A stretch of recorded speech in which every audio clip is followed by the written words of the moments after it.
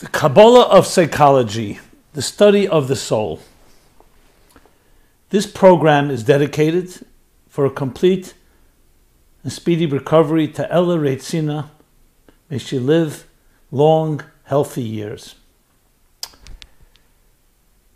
Psychology is a word that is today a household name.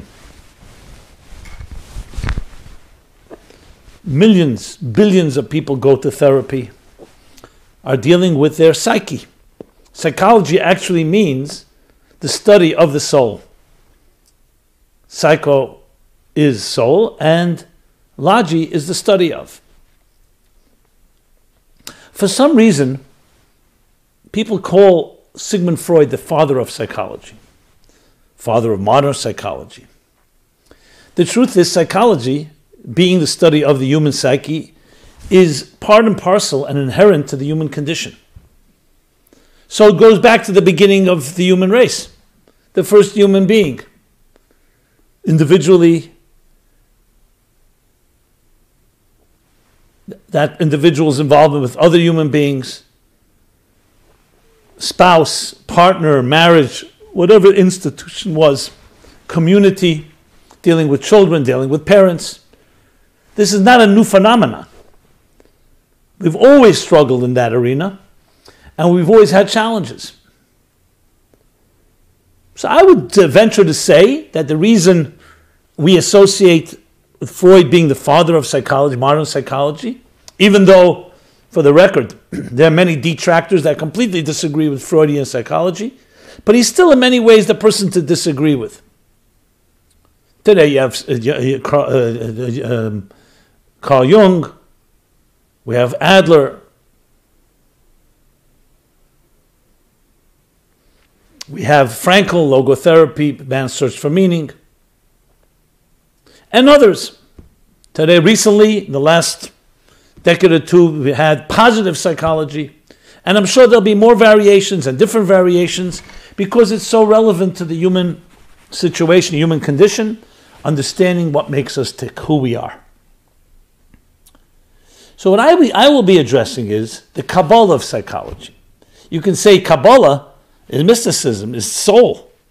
So the soul of the soul. What really drives us and our soul? So I'm not looking to create an alternative psychological methodology here. I think it's one that precedes them all, that begins in the Bible itself, but provides us with tremendous insight, remarkable perspective on who we are, what makes us tick. And in it, you'll find, actually, I believe, the best of so many different psychological ideas out there.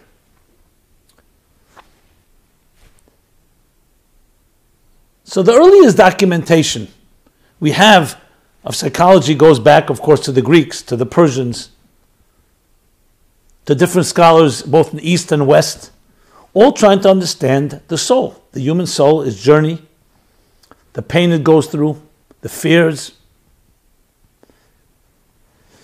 But perhaps the earliest document of all is the Bible itself, the Torah. And in a narrative, in story form, today, known perhaps one of the maybe most famous stories of all, story of Adam and Eve in the Garden of Eden, in paradise, teaches us fundamental principles that when made relevant, I should qualify that, when presented in a relevant way, provides us with a powerful methodology, a comprehensive approach to understanding ourselves, others, and therefore dealing with, intervening with any challenge or issue we come up with. So what is the narrative? Let's begin with the narrative. What is the story? The story is the human being, Adam and Eve, male and female, created, placed in a garden, the Garden of Eden, paradise, and charged with a mission. 2 words: you shall serve and you shall protect. We'll soon discuss what that means. Okay, there they are in the garden. Everything they need is provided for. No need to work, no need to labor, to serve and protect. And then they're told, here in this garden there are many trees, and two of them are unique. The tree of life, and which you shall eat from, and the tree of knowledge. Here's where the plot thickens. The tree of knowledge of good and evil. You shall not eat from this tree.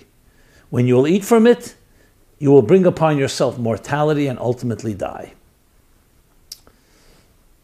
A serpent appears, a mysterious serpent that tempts them, seduces them. God doesn't want you to eat from it because he doesn't want you to be like God. And with the different explanations given, which we're not going to go into here in detail, they ultimately eat from that tree, though they were told not to. And then their consciousness changes. Once they eat from the tree, it says their eyes opened. And they recognized that they were naked. So they were ashamed, so they covered themselves. God appears and says to Adam, who was hiding from God in shame, "Where are you? Ayeko, where are you?" And then we hear the story, they're banished from the garden forever. Adam is punished with, from here on, from the sweat of your brow, you will have to earn your own bread. No longer as a gift from above. And the woman Eve is told, you will now from here on have pain in pregnancy and in birth. The serpent is rendered legless, that you will crawl on the ground, and you and the human being will always be adversaries. And indeed, the serpent symbolizes, and in many ways drives fear into us. So what's the story behind the story? What is going on here? Well, it's a story of human consciousness, the soul, and who we are, who we truly are. The first thing we need to remember, we're placed in this world, and this world is a garden. And we are its gardeners, and we're charged with a mission. The mission is to serve and to protect. Those are two different words, and they mean something very different. Serve means to do something positive. What does a gardener do? You plant the seeds, you nurture, you cultivate, you water, you nourish, make sure the flowers, make sure the vegetation, everything that grows should grow properly. The second is you protect. You protect from weeds, you uproot the weeds, parasites, and other forces that can damage. So life is about choices, by doing the right things and also not doing the wrong things. You can eat healthy food, but you can also eat toxic food. You cannot eat toxic food, but also not eat healthy food. You need both. You need to provide the healthy nutrients, the healthy exercise and hygiene and everything necessary to serve and to protect from the negative. And we humans are unique with the choice we have. We're given a choice to either do it or not do it. Adam and Eve were given that choice. But here comes the big question. How could they choose from right or wrong, good and evil, when they didn't yet eat from the tree? And here they chose to defy God's command, which is an evil act, a transgression, when they didn't eat from it. The answer is this. You can be a perfect human being, even a righteous tzaddik, a righteous individual. And you know that in existence there is right and wrong. There's two paths. That doesn't mean you have to travel down them to know it. So they knew there were two paths. They were given that choice. They were told there were two trees. But eating from the tree of knowledge is more than knowing it, being aware of it. It's tree of knowledge. Knowledge is not wisdom and not understanding. Das.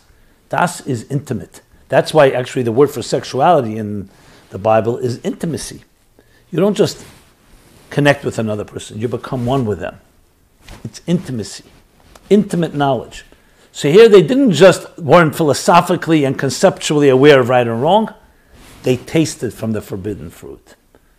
And that makes all the difference. To know about it from a distance, but once you taste, you've lost your innocence. And just an aside, people think it was an apple tree, Adam's apple. That's incorrect. There were 4 opinions what this tree of knowledge was. 1, a fig tree. Another, a vine, grapevine. 3rd, an esrog, a citron. And 4th, a chita, which is grain, wheat. But that's not relevant to our discussion. Once they ate from it, they experienced good and evil. And that changes everything. What changed? They became conscious. They opened, their eyes were opened. They became aware of themselves, independent of their mission. Up to that point, in a sense, think of it like child consciousness. A child is not embarrassed of its nakedness, of its nudity. Why should it be embarrassed? It's part of the human body. You have eyes and ears and other parts of the body, and we also have sexual organs. When someone is seamlessly connected to who they are, and there's no self-consciousness. So we usually think of consciousness and awareness as a quality. Oh, that person is not aware. They're not conscious of what's going on. Heightened consciousness. But in an interesting way, consciousness itself is actually a limited experience, because when you're in it, when you are it, you don't need to be conscious of it. A dry hand you put into water, it gets wet. What about a fish? What about water itself? Does water get wet? No, water is wetness. You could know something, so there's a subject and an object. You know a piece of knowledge. But once you become it, it's more than just knowing it. You have become it. You're one with it. Now we hear about being in the zone. You're reading a book, completely immersed, consumed, mesmerized by the story. You turn pages, you don't even realize you're turning pages. You can cry, you can laugh. Your heart can have palpitations, suspense, fear, joy. Someone watching says, I'm just reading a book. Then suddenly you realize you're reading a book. You say, pages. What happened? Because the words weren't any longer words, they're not pages. The writer was so captivating that you became one with the story. That you can't even rip apart, you can't even recognize, oh, I'm conscious of a story, I'm listening. You're not even listening to the story. You're not even reading the story, you are in the story. That's how powerful it can be. Sometimes you're involved in a project that you're really passionate about, and the hours roll by, it gets night, later. You forget what time it is, you don't know you're hungry or thirsty. It's 5 a.m. Wow, where did the time go? That's being in the zone. You're so immersed, you're not even conscious. Here, another example. Right now, you're watching me. Listen to this. What is happening with your left leg right now? Suddenly you say, oh, my left leg. Oh, it's resting on my right leg. It's under the table. It's peace. It's painful. It's not painful. What happened the second before I asked you that question? Was the left leg not there? It was so part of you, you don't have to think about it. Pre-tree of knowledge was a seamlessness, a total transparency of the individual being completely committed to what they have to be doing. Transgression, or you could say the word evil, not really evil. You know what it is? It's dissonance, the birth of dissonance, of separation, of not being aligned with where you should be. You're no longer a fish in water. Now you, and the experience, even the moral ethical choice is a choice you make. It's outside of you. A healthy human being naturally breathes. You don't need to make an effort to say, I'm going to breathe right now. If you need to make such an effort, you probably need help. Person is hungry, your body craves for food. The same thing is the purpose of life. When we're seamlessly connected as it was pre-tree of knowledge, you instinctively sense what is right and what is wrong. Once you become an independent conscious, you made a choice, oh, I am outside of my purpose. So it's me, either I'm fulfilling it or not fulfilling. I may be doing good things, but it's you doing a good thing. It's not you are the goodness. The dissonance was born. And dissonance leads to all the neuroses and everything that psychology addresses. It's no longer a soul that's seamlessly connected to the divine image in which it was created. Now a soul has, I open my eyes. Now I sense I'm naked. I sense I'm an entity. I have a sexual identity. Other people look at me in a certain way. I look at them a certain way. There's a whole I at work. So a healthy response to that is, that awareness now leads, I need to cover myself. That's dignity. Before that, the dignity was, because it was there, was not needed to do anything about it. You were a piece of dignity. You were an extension of your dignified purpose in existence. So now comes the birth of awareness and the birth of duality, which on its own, okay, doesn't sound bad, right? But duality leads to the dissonance, to discord, ultimately even to divisiveness, to being split between who you are and what you do, between what you do and your purpose in life, and all the different voices, the different conflicts that we have.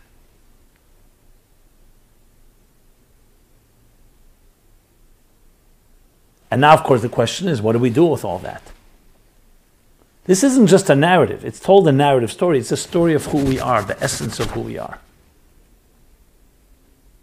And that's why God says to Adam, Ayeka, where are you? Well, God didn't see where Adam was. He could hide from God. But sometimes you're sitting with someone, they may be right near you, and they space out. And you say, where are you? You know where their body is. You want to know where their mind is, where their heart is, where their soul is, their presence. They're not present. So you say, where are you? God said, I don't recognize you.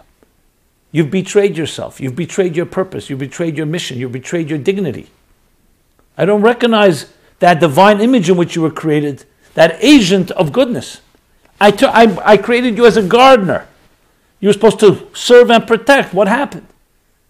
Another agenda. Now, the point was that there should be free will. But the free will is for us to choose. We're not robots. We're not clones. We're not machines. We're not puppets. To choose. And there you have the story. We're placed into a garden, the world and our lives, each of us, whatever part of our lives where we live, whether it's our own individual self, the person you meet becomes your spouse, becomes your partner, your significant other, the family you build, the extended family, community, the world at large. It's all gardens. It's a garden. And you are the gardener charged with the mission to serve and protect, to do what's right, to feed and nourish, to water, to allow it to blossom and thrive, your own soul, other people's souls, everyone around you, and to protect, uproot the weeds, avoid the toxins or eliminate them, create an environment that is pure both through your positive actions and through avoiding negative ones. Because you need both. Every machine needs to be cleaned a certain way, and you need to watch out that dust and toxic and other potent forces should not damage it. But because we have choice, we can choose not to fulfill our mission. And do what? Wander off. And suddenly you are separated from, misaligned from your calling, from your mission, from your divine purpose. And now you're conscious. To turn back the clock and go back to a state of seamlessness, like the zone I mentioned, that may not be that easy now. But now you have to use that newfound awareness to now retrace our steps. That's why we're told the story. Because what happens often is when we do something wrong and we get misaligned or dissonance or any form of a disconnect, what happens? That's the root of all fears, insecurities, lack of confidence, trust issues. It all begins because we were disappointed. We were hurt. We feel we don't deserve. We start blaming ourselves. It could be parents, educators, it could be society. But what happens next? We begin to identify with that which has happened to us. You don't say, I have anxiety. I'm now an anxious person. I'm an insecure person. You've identified with it. It happened to you, and it wasn't your fault. So the reason we read the story of the garden is not just to tell us nostalgia, what the world was once like, what your consciousness is like when you're born as a newborn child, and now you've lost your innocence. What could you do? No, that still remains. The garden's just concealed. Banished from the garden doesn't mean the garden is removed completely. It means you cannot live in a garden-like life. Now you have to earn your way. You have to sweat, and you have to bear the pains of life, because there's no longer seamlessness. Seamlessness would be fill your purpose, and the earth will provide everything you need. Do your purpose, and you'll have children without pain. But now there's a dissonance between the truth and our reality. So now we have to earn our way. But the most important thing is, don't identify with what's happened to you. All healing Good healing, true healing begins when you can separate that what happened to you is not you. If you can separate the two, that begins the process. Okay, how do I reclaim myself? How do I reclaim my soul? That's the story. That you're still a gardener. But now you're a gardener that's aware. You're no longer that seamless entity because you've tasted from the tree. We've lost our innocence in a certain way. But don't let yourself identify as such. That's not your new identity. Your identity remains the gardener, remains charged with the created in the divine image and the ability to be able to do things with your life that can return your life and the world in it to that garden-like state. So yes, we have two voices inside of us. The Kabbalah of psychology will teach us. In contrast to Freudian id, which is that there's an unconscious.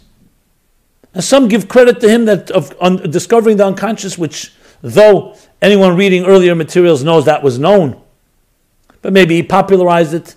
But above all, that the unconscious is the id, the selfish id, the pleasure principle, my pleasure, sexual pleasure, drives everything. Then there's an ego and a superego in Freudian terminology that monitors, that guides, that filters, that it superimposes itself, or else if we're just driven by pure pleasures, hedonistic, selfish pleasure, we'll destroy each other. We need green lights and red lights. We need referees. So we create a society. There's coexistence, there's cooperation.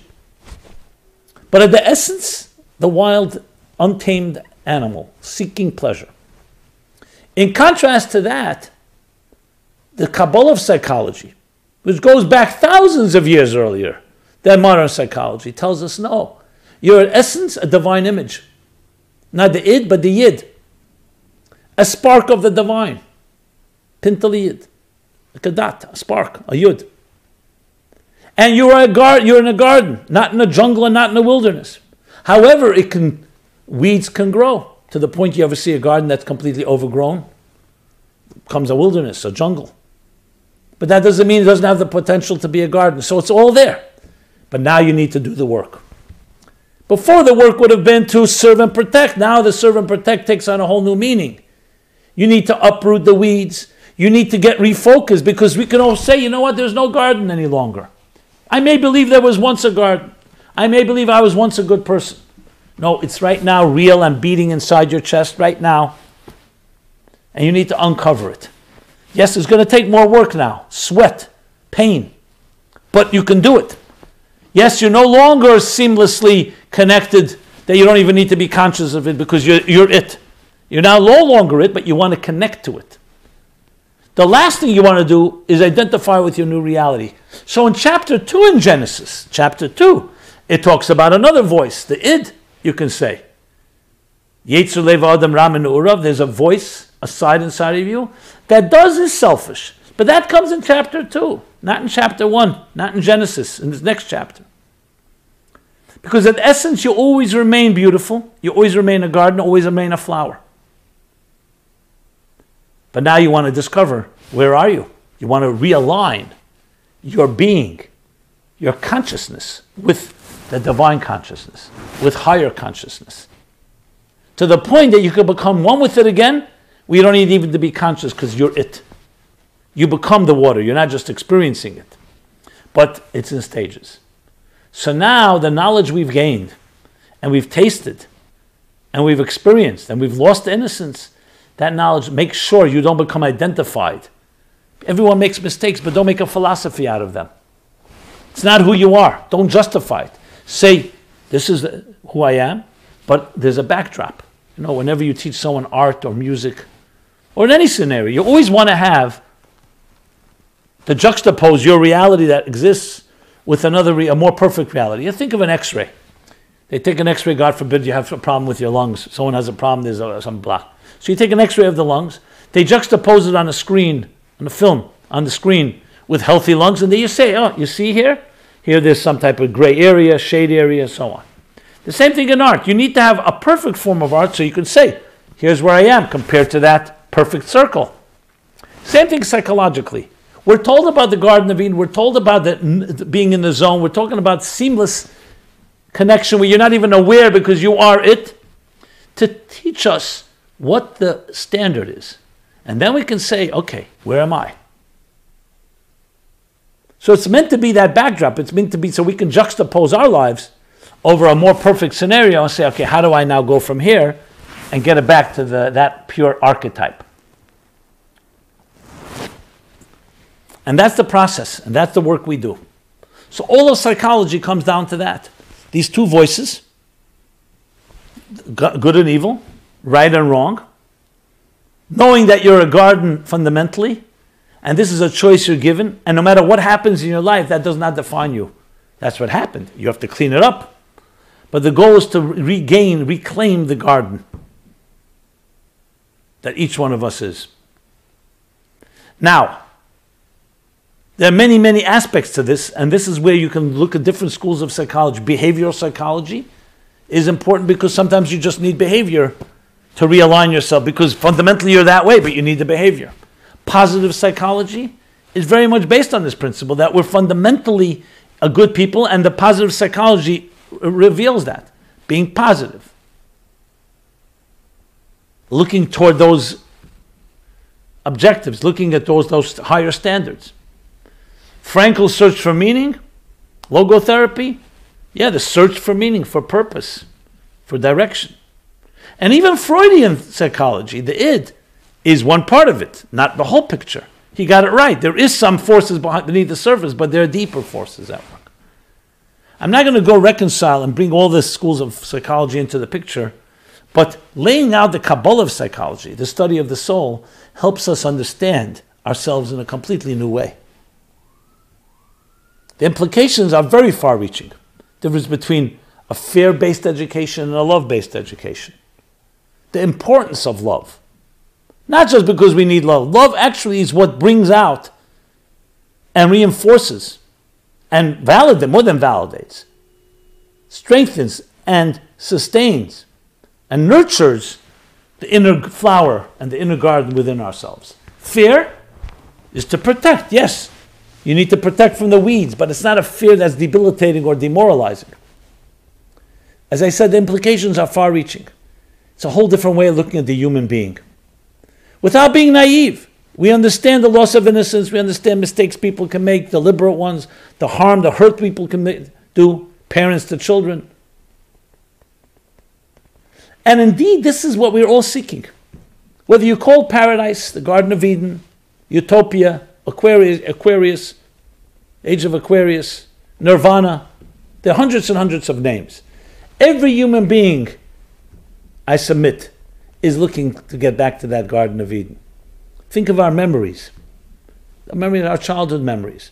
So unfortunately, some of us have very bad childhood memories, especially if you grew up in a war zone, not in a garden, and you were insecure, didn't know where love was coming from, or you were hurt by those that's supposed to love you, or hurt and loved by them, which makes it even more confusing.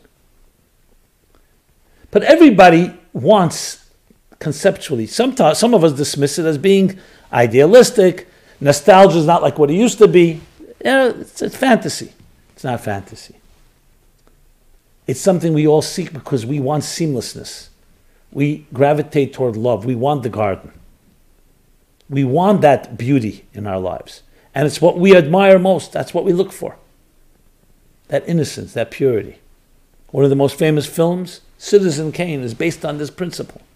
Rosebud, remember Rosebud? Rosebud is that mysterious word that William Kane says in the last breaths of his life. And then they discover, the investigators, that he said it a few other times. And at the end of the film, when they're burning the sled, it reminds us of one of the first scenes when he's ripped away from his innocent childhood. The snow and the sled, Rosebud. So Rosebud is personifies that innocence. The search for innocence. Sometimes all our journeys for ambition and power and strength and money and all influence is we're really looking for love. We're looking for the beauty, for seamlessness, I would say. Dissonance disturbs us. The fact that we have different fragmented voices, fragmented forces tugging at us in all different directions. Some of us are resigned to it because we say that's reality. It's not reality. Reality is the garden, a beautiful, seamless garden where everything knows its place. And it's not even conscious, because you just know you're in there, you're in that zone. A classic example of the zone is in sports. The final set of a championship tennis game. And it's all tied up. The last points, tiebreaker. And you can't, it's a nail biter. You can't even bring yourself to sit in one place. How do those athletes, those superstars, have the presence of mind, the focus to be able to serve? The watcher can't even stand straight. Because they've trained and trained and trained. And they're in the zone, the experience, that everything you train for is for this moment, and you lose sight. If you concentrate too much on what you're doing, that I'm doing it, you won't be successful. It becomes a seamless flow of the athlete, his racket, the ball, a certain seamlessness. When you ask people in that moment, no, if they were focusing on the moment, that's already, if you're watching yourself doing it, now that doesn't come overnight. That comes with hard-earned effort, sweat, and pain. That trains you for that moment, and when you're in that place, you become an extension. You see it even when children take iPhones, smartphones, mobiles. It's just a seamless flow and intuitive. It's like an extension of your fingers. You see people writing, and they're like in that zone. We all aspire to moments like that. Can we achieve that 24/7? That's difficult. But we aspire. So we really all want to go back to paradise, the garden, the childhood rosebud, that innocence. But then life has taken over. And then we become identified with what has happened. Don't ever identify with what has happened to you. It's happened to you, it's not you. You're the gardener in that garden. You're those flowers waiting to emerge. They may have been overwhelmed, they may have been overgrown by weeds. But it's always there waiting to be released. As Michelangelo said when they asked him, how do you sculpt those beautiful angels in the marble? And he said, I see the angel trapped in the marble, and I carved and set her free. So we all have those angels, the flowers, the garden, the music, the beauty. But it's trapped in the marble, in concrete, in other substances, to the point that sometimes we're not even aware. So the first thing is that we need to be aware. That's why we're told there's a garden inside of you, a flower inside of you. You must be aware of it. Because the awareness, in this case, even though we said awareness is a step down, but now we need awareness to make sure that your new state doesn't become your identity. So that awareness now is to recognize. You want to expose and reveal that deeper beauty. You want to carve, and then you want to recognize it. Then you want to carve and set her free. So it requires believing in yourself, requires the nurturing, it requires protecting, it requires all the elements.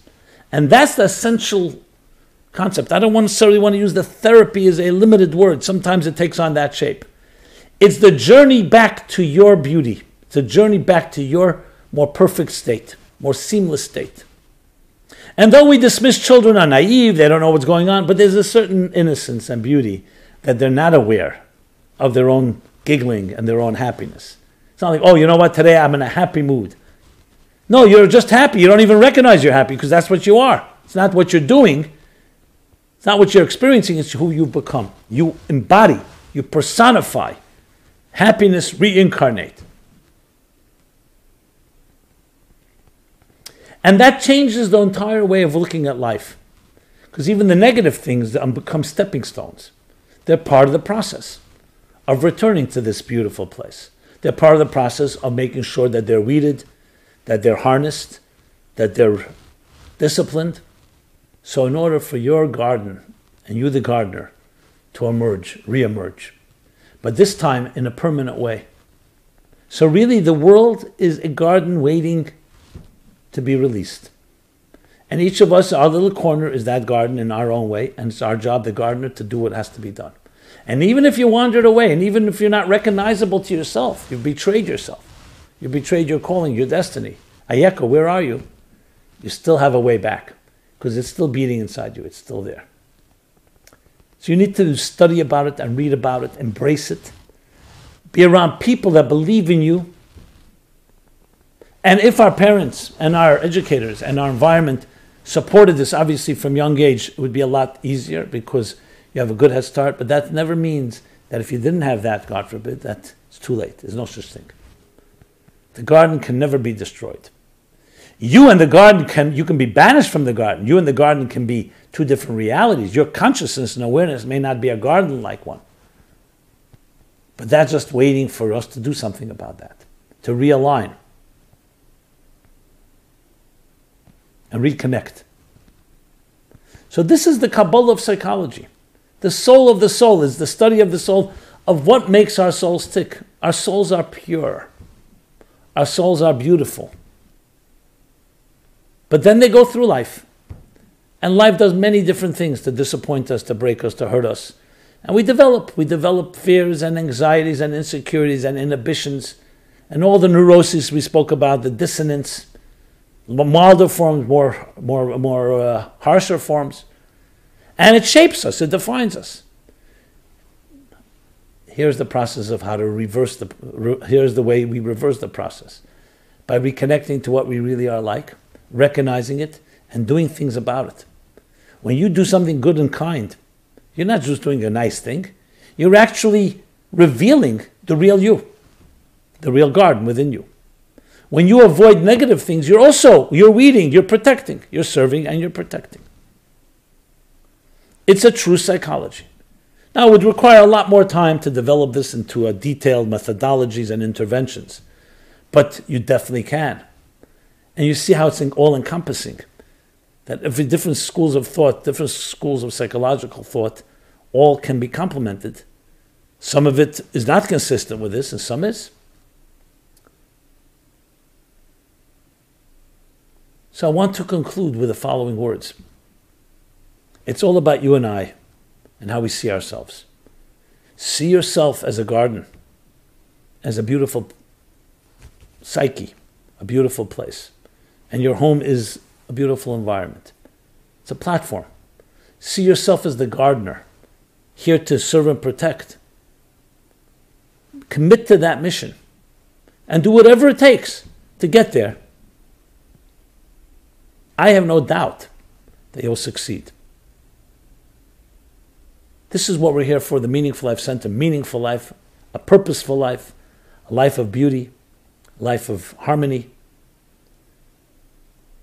And this theme that I've discussed now is a central theme in all our offerings. So please take advantage. Go to meaningfullife.com. One good article I would suggest is The True Father of Psychology, that captures some of the ideas shared here. And others, The Soul of Psychology, Who Needs Psychology. Look around the word psychology on meaningfullife.com. You'll find a lot of material. So please take advantage, share it with others. We all need each other. And give us your feedback. Give us your questions, thoughts, insights, suggestions. Because at the end of the day, each of us is a flower or a series of flowers in this large bouquet, this large cosmic bouquet. We're each here to help each other discover the angel, the flower, the music, the beauty. Allow it to emerge. Allow it to take over your life. Let us all return back to that garden. And this time in a permanent way, where we transform ourselves, by extension our families, our communities, and like a ripple effect, the butterfly effect, the entire world. Transforming it into a world which is one, filled with divine knowledge as the waters cover the sea. As the waters cover the sea, like one with the knowledge itself. Not I know something. I am that something. I know purity. I know beauty. I am beauty. I become it. I become completely absorbed in it. We melt together into one. Like you see when there's real intimacy, two people love each other. So it's that where they can experience each other and be aware. There comes a point where they meld into one, where they're not even aware. I know today people are very much into awareness and technique, and I'm doing this and you're doing that. But the truth is, the highest point of ecstasy is when you become completely one and you're not even aware. You're lifted to a higher place that transcends your ego, your consciousness even, your feelings. And that letting go is the deepest level of pleasure of all. Because it's not about you, it's about you being part of something greater than you. May we all be blessed to have that 24/7, but step by step. And we're here to be of any assistance to you. And let's see this as a partnership, flowers cross-pollinating to creating something that's even greater than the sum of the parts. This is Simon Jacobson. Every Wednesday is a live new broadcast, which is then archived. You can download it on all platforms. It's a podcast. And we have many other different offerings. Just check it out at meaningfullife.com.